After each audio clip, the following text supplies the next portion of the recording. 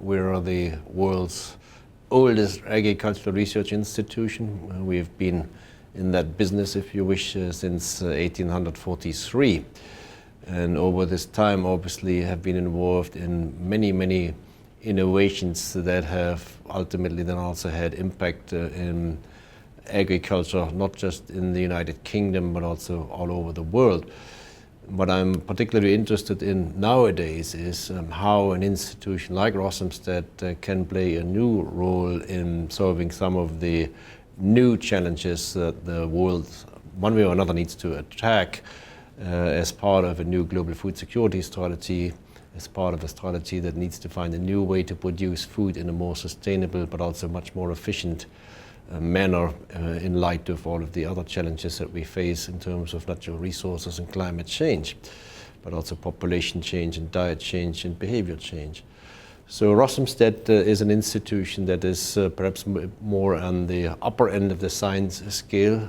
We like to do high quality science, but we also need to ensure that in the space of problem solving science, we also put the relevance of our science at a very high priority level.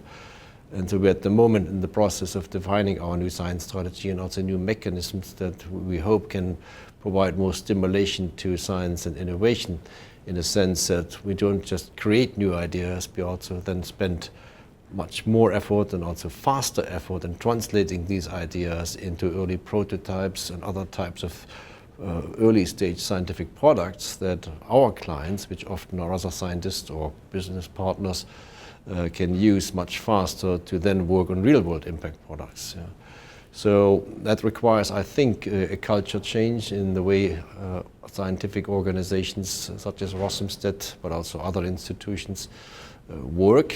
We cannot do many of these things alone. We need to work in science much more in a partnership way, but we also need to organize these things better in a non-bureaucratic way.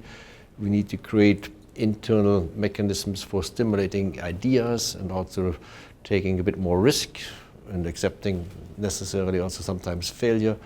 We need to expose us and our scientists in particular to the outside world with our thinking and progress in science much faster. We need to test things in the real world with partners, as opposed to waiting 5, 10, 15 years until a certain piece of research is finished, and then we finally come forward and hope that somehow it can be translated into some real world impact, which often then doesn't happen or happens very slowly. You know.